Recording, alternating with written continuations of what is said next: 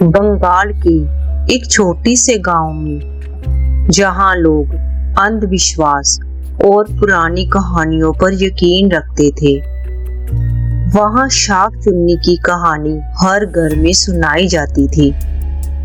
शाक चुन्नी एक अदृश्य और खतरनाक आत्मा मानी जाती थी, जो अक्सर अकेली औरतों पर हमला करती थी।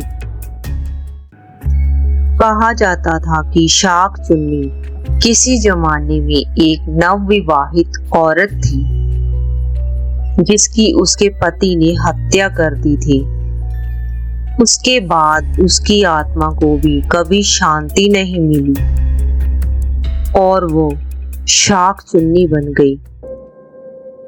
रात के अंधेरे में जब लोग अपने अपने घरों में बंद हो जाते थे, तो शाक चुन्नी बाहर निकलती थी।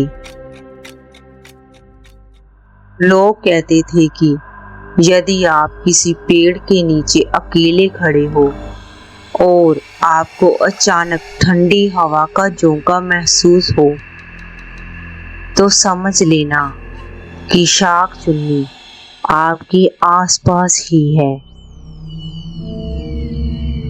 शीलू और उसका पति कुछ महीने पहले ही दूसरे गांव से इस गांव में आए थे।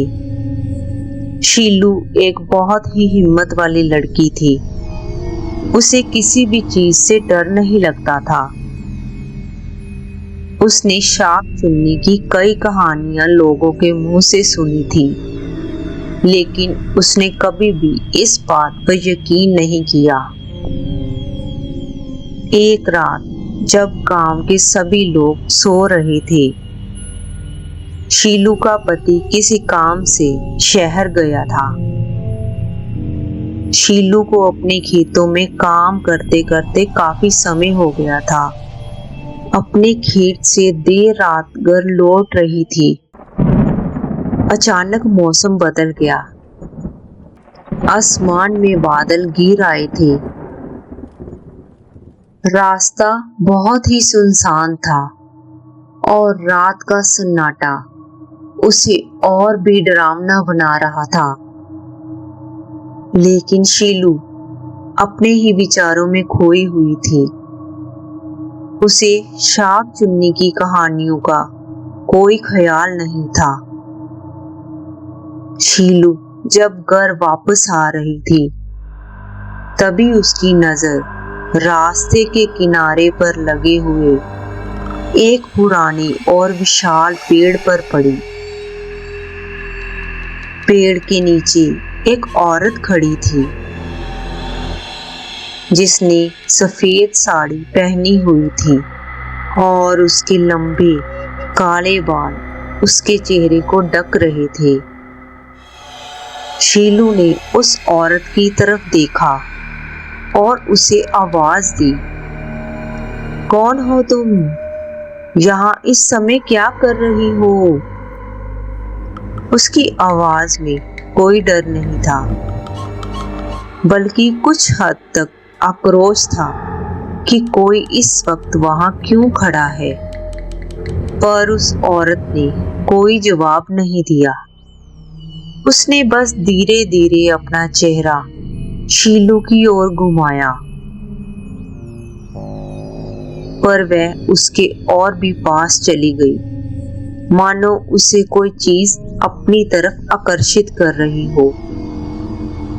जब शीलू ने उसकी आंखों में देखा, तो उसे लगा जैसी उसकी आत्मा को किसी अदृश्य ताकत ने पकड़ लिया हो।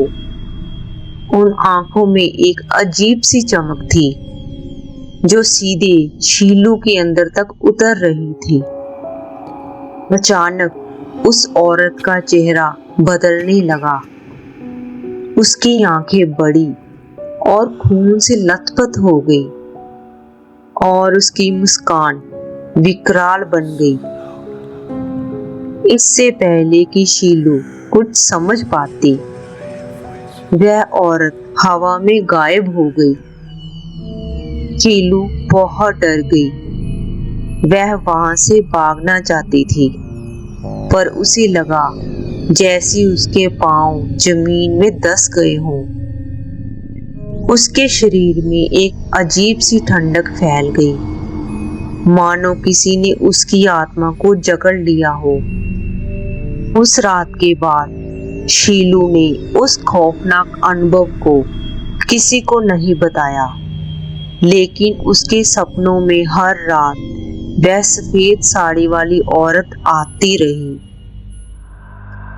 उसकी आंखें अब भी शीलू का पीछा कर रही थी। शीलू हर रात उस औरत को अपने कमरे में खड़ा देखती। उसकी आंखों में वही अजीब सी चमक हर बार दिखती और शीलू की हालत धीरे धीरे खराब होती गई। गांव के लोग देख रहे थे कि शीलू का शरीर धीरे धीरे कमजोर पड़ता जा रहा था। उसके चेहरे पर एक अजीब सूनापन छा गया था और उसकी आंखें बुझी हुई लगती थी। उसका पति उसके लिए बहुत परेशान था और उसने कई डॉक्टरों को भी दिखाया, पर कोई भी उसकी बीमारी समझ नहीं पाया।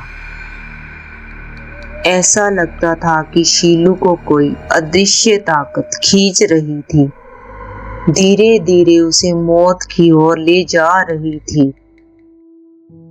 उसके पति ने गांव के एक पुराने और प्रसिद्ध पुजारी को बुलाया।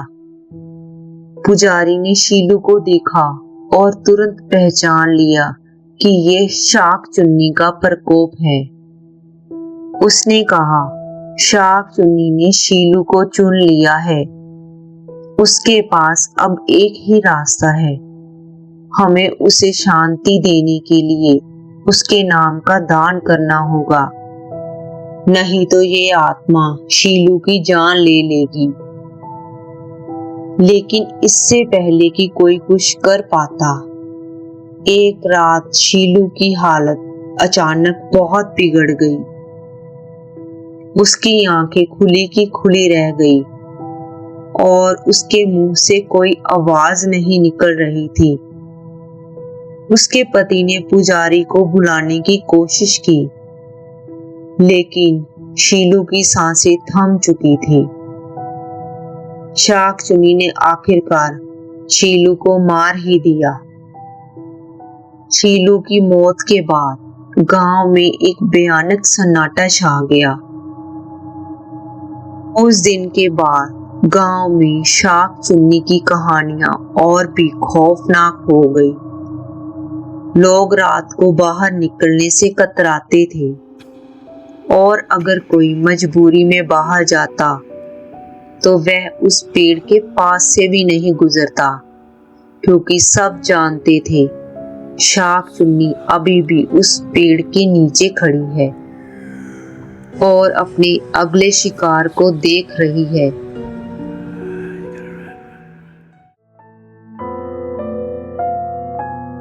अगर आपको हमारी ये कहानी अच्छी लगी हो तो इसे अपने दोस्तों के साथ शेयर करें, सब्सक्राइब करें और लाइक करें।